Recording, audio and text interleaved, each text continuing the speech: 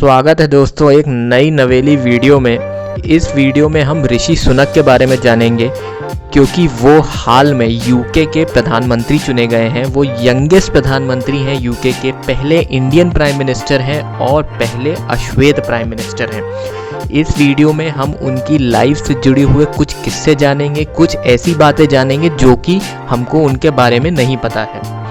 दोस्तों, Rishi Sunak Indian origin के हैं। इनके माँ बाप पंजाब से आते थे और 1960 के दशक में ये लोग अफ्रीका चले गए थे। इनकी माँ कीनिया से थी और इनके पिताजी तंजानिया से ताल्लुक़ रखते थे। उस दशक में ये लोग साउथहैम्पटन इंग्लैंड शिफ्ट हो गए थे। 1980 आते आते ऋषि सुनक का जन्म होता है और वहीं पे उनकी पढ़ाई और परवरिश होती है। ये लोग मेडिकल फील्ड से जुड़े हुए थे। इनकी माँ एक फार्मासिस्ट थी, एक लोकल स्टोर चलाती थी और इनके फादर नेशनल हेल्थ सर्विसेज में काम करते थे। दोस्तों, ऋषि सुनक ने कॉलेज किया अच्छी सेविंग से। इनका फाइनेंशियल स्टेटस कोई उतना अच्छा नहीं था, लेकिन ये बहुत ही ब्राइट और मेहनती थे और हम ये कह सकते हैं कि इन्होंने अपना फॉर्च्यून खुद बनाया है।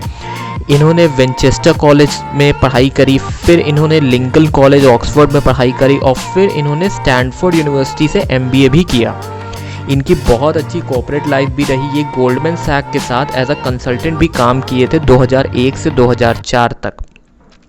अब इनका इंडियन जो टाइकून है इन्फोसिस के फाउंडर नारायण मूर्ति, उनसे भी बहुत बड़ा ताल्लुकात है। उनकी जो बेटी हैं अक्षता मूर्ति, उनसे इनकी शादी हुई 2009 में और आज इनकी 2 बेटियां हैं।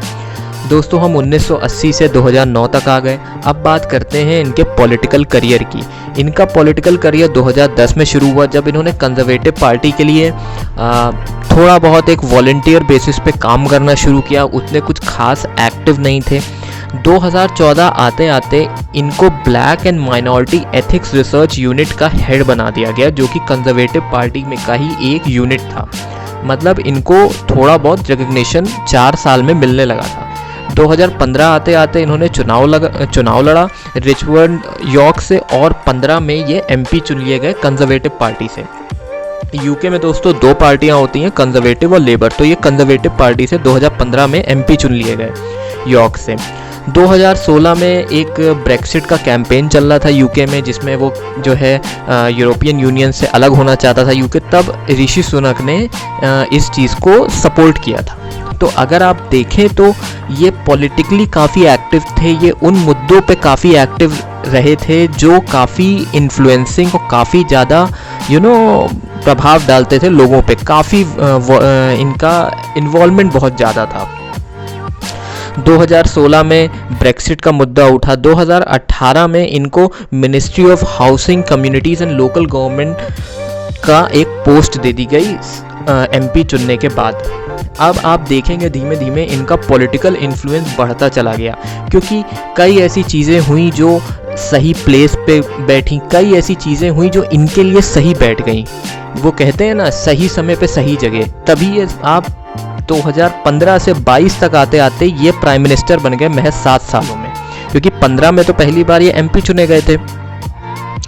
उसके बाद 2018 में इनको ministry of housing, communities and local government का एक पोस्ट दी गई और जुलाई 2019 में बोरिस जॉनसन ने इनको ट्रेजरी मिनिस्ट्री दे दी। फरवरी 2020 आते आते इनको चांसलर बना दिया गया और उसके बाद आता है कहानी में ट्विस्ट। कोविड आ गया, पूरा लॉकडाउन लग गया, इकॉनमी ठप पड़ गई, रेस्टोरेंट, बार, स्कूल सब बंद हो गए। यहाँ पे ऋषि सुनक को एक और मौका मिला राइज करने का। इन्होंने $400 बिलियन का एक रिलीफ पैकेज दिया रेस्टोरेंट्स को और बिजनेसेस को और जॉब्स को सब्सिडीज़ देने में, जिससे ये काफ़ी लाइमलाइट में आए। इन्होंने एक पॉलिसी निकाली, eat out to help out, जिससे कि वो रेस्टोरेंट्स को सपोर्ट कर सकें। उसकी काफ़ी क्रिटिसिज्म भी हुई, लेकिन इवेंचुअली लोगों को एक ऐसा आदमी दिखा जो उनके लिए कुछ कर रहा है, जो उनके लिए कुछ करने की कोशिश कर रहा है। तो यहाँ से उनका मीडिया प्रेजेंस बढ़ा, यहाँ से लोगों ने उनको जानना शुरू किया, उनको नोटिस करना शुरू किया। सेम जो व्लादिमीर पुतिन के साथ हुआ था 2000 में, उनकी भी कहानी लगभग ऐसी थी कि वो एक मुद्दे की वजह से हाईलाइट हुए और फिर बाद में पावर में आ गए। तो यहाँ से ऋषि सुनक की कहानी शुरू होती है। ये मीडिया में ज़्यादा आने लगे और कुछ जानकार ये भी बताते हैं कि ये बोरिस जॉनसन जो कि उस समय के प्राइम मिनिस्टर थे उनसे भी ज़्यादा पॉपुलर हो गए थे, क्योंकि इनका मीडिया प्रेजेंस था और ये लोग इनको काफ़ी ज़्यादा नोटिस करने लग गए थे। अप्रैल 2020 आते आते इन्होंने कोविड पे काम किया और 2021 आते आते बोरिस जॉनसन के बाद ये फर्स्ट इन लाइन थे पीएम बनने के लिए। ये सबसे फेवरेट हो चुके थे। उसके बाद जुलाई 2022 में इन्होंने चांसलर के अपने पद से रिज़ाइन कर दिया, जब बोरिस जॉनसन ने इसी साल जुलाई में प्राइम मिनिस्टर की पोस्ट रिज़ाइन किया था। कुछ लोग ये भी कहते हैं कि सरकार गिराने में ऋषि सुनक का भी हाथ था, क्योंकि वो एक इम्पॉर्टेंट पोजीशन होल्ड करते थे और उन्होंने वो पोजीशन रिज़ाइन कर दी, उन्होंने वो पोजीशन छोड़ दी तो सरकार कमज़ोर हो गई। बहरहाल सितंबर 5 में लिज ट्रस यूके की प्राइम मिनिस्टर बन गई और ऋषि सुनक हार गए। लेकिन जैसा हम सबको पता है 45 दिन के बाद लिज ट्रस ने अपनी ही पोस्ट से रिज़ाइन कर दिया और अक्टूबर 24, 2022 को ऋषि सुनक ने इतिहास रचते हुए यूके के पहले इंडियन प्राइम मिनिस्टर बन गए।